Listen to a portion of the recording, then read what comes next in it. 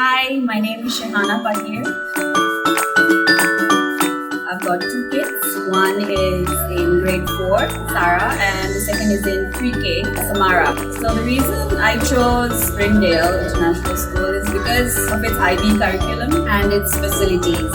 So Sarah, my daughter in grade 4, they had a unit called Unit of Inquiry, and the subject is migration. So since we migrated from Sri Lanka to Bangladesh, I was invited to speak to the kids about our journey.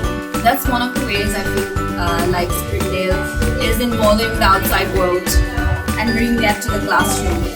I had a very lovely session with the kids, talking about why we migrated, the challenges we faced, and they had a lot of questions. They were very involved and they were constantly talking and, discussing with each other. So I feel like the subjects they teach here is not just something that you open in a book and read. I'm very impressed that the school is making them grow to be internationally minded. Please take a look at Springdale and what it has